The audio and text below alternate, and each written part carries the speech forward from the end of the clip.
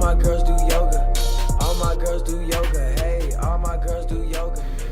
All my girls do yoga. Good evening, League. Assistant to the Commissioner, Cole Kilgore, coming at you for your Week 8 recap video, wrap-up session. Whatever, Cat already made the video. Solid. Just want to start this video off by saying happy birthday, Kyle. Chile, Kyle, Quile, whatever the fuck, however you spell your name. Happy birthday, bud. What are you, 25 now? Quarter of a century? Hear that's a big deal. I don't think so, but cool, man. Happy birthday. Last week we did a breakdown of everybody's team halfway through the season and who I thought would make the playoffs. This week we're back to doing wrap-ups. So let's get into it so this video is not 30 minutes long like last week. And hopefully this one works the first time. This is a cat right here. Alright, we'll start at the dumpster bowl of last week. That's Logan Foot, Dumpster Fire versus Trash Pizza Graham. Graham coming in 0 for, that's Cat's Tail. That's Ashlyn, go. Yo, no. Wait. Alright, sorry. That was the Graham coming in 0 for, Footy coming with one win. Footy did squeak out the W against Graham, getting second win of the season. Beat him 76.4 to 68.1.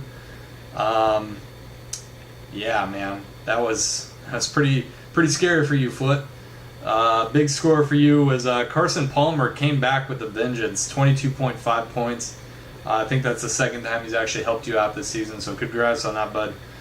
Josh Lambo, though, -1. Kickers, man. Kickers. You had Graham Gano at the start of the season, now Josh Lambo, and he's letting you down as well. But you did get your second win, so congrats.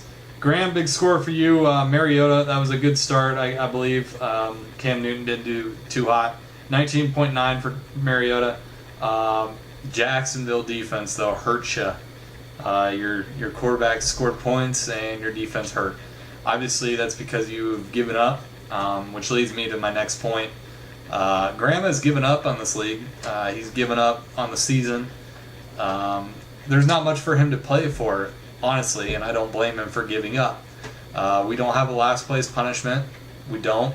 I mean, kinky and being beer bitch is not a last place punishment. We need to agree on a last place punishment.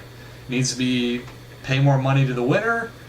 I don't know, but we need to agree on something so you have something to play for, or play for something that you don't have to put on your body or into your body, eating grass, whatever. We need to do that. This offseason, that's a major key so this doesn't happen again. I don't blame Graham for giving up. I would give up if I was 0-6 and had literally nothing to play for because my team is shit. So, Footy, getting your second one of the season, 2-6. Graham dropping to 0-8. Not much more to say on that matchup. You guys will see each other later on in the season, I'm pretty sure. Next up, we have the top of the league now. That's Fupa Freaks versus Gritty Gibb and the Swaggets. That's Steiner versus TJ, the podcast boys at it. Big rivalry match between these two. Steiner did end up getting the dub, 101.9 to 87.8. Big score for Steiner was Kirkwork, 24.2 points. Good for him for getting back on the horse, getting you some major points. Minnesota D, though, letting you down, -2. They're the number 1 defense, and they let you down this week. But it didn't really matter. You were already over 100 points by that point in the game. So, congrats on that win for you. You improved to 7-1. TJ, big score for you. Andrew Luck, 18.4. However, you picked the wrong quarterback that week. Derek Carr, 35 points on your bench. And, I mean, this has been a reoccurring theme for you. It's all about picking the right quarterback, the right matchup, and you were just incorrect this week. Negative for you, New York Jets defense, 1 point. TY also only had 2 points because he got hurt. So that kind of hurts you. You now give us at the top a 2-game lead by dropping to 5-3. 87 points is respectable, but I don't think it's going to get you near enough wins down the stretch, so you need to figure something out with your squad. Sit him down, Gibb. Give him a Gibb talk. Next up, we had Y'all Mind If I Praise God versus Moose Stuff. Mike coming in with only 2 losses on the season, and Jordan coming in with 3 losses on the season. Jordan did end up blowing Mike away, 95.7 to 61.4. Big score for him was Blake Bortles, 29.7 points against Tennessee. Obviously, all garbage time points, but it's fantasy. Who gives a shit when they're scored, right?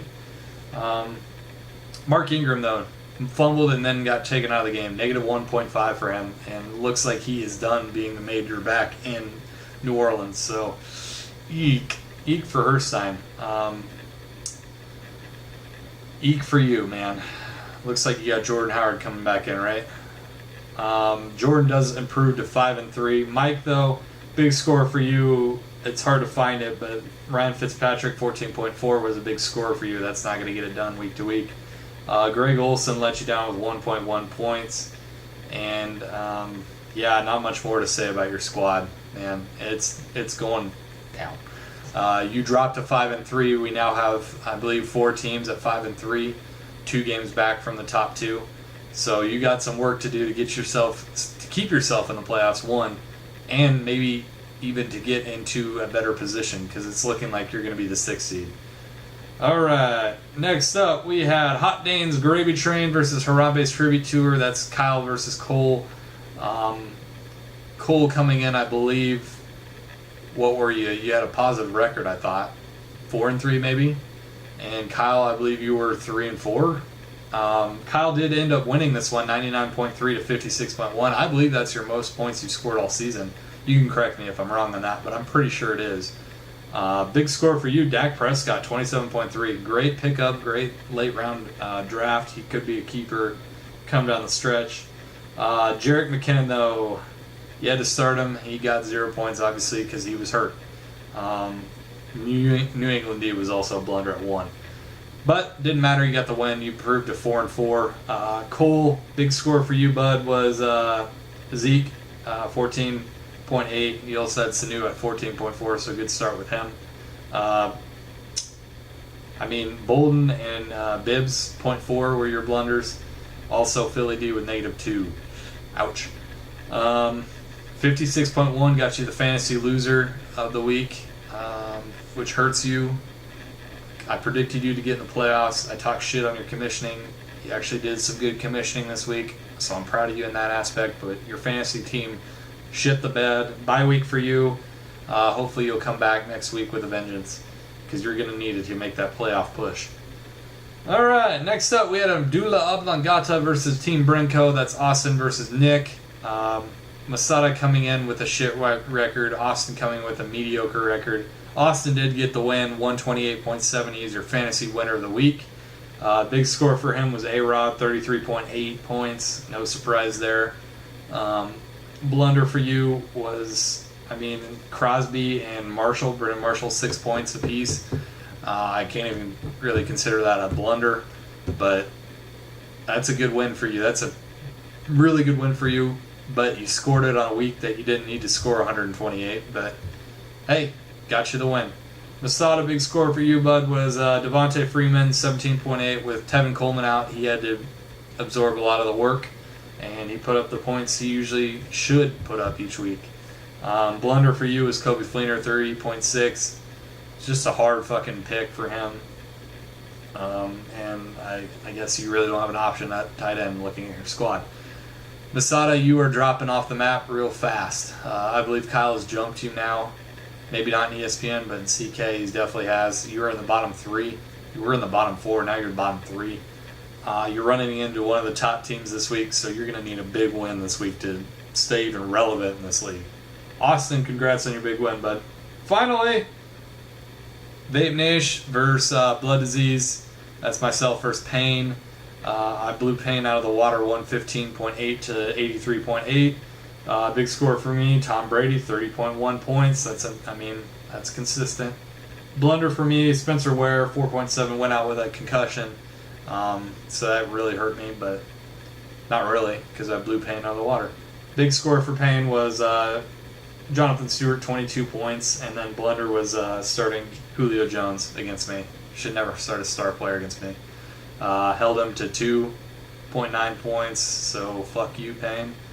That drops you to 5-3, bud. You are now in the tie with Mike, TJ, and Jordan, all fighting for playoff position. Leaves Steiner and I at 7-1 at the top of the league. Yeah, man. Not much more to say about our matchup, Payne.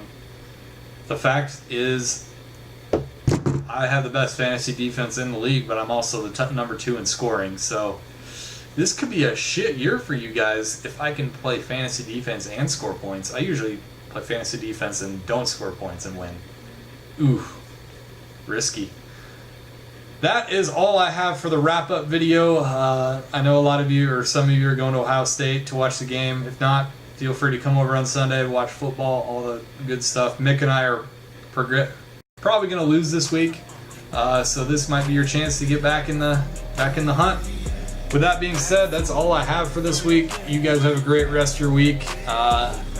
Huskers, we got a win in the Horseshoe, 17-14. Go Big Red. My diamonds jumping out the gym since preschool. Yeah, you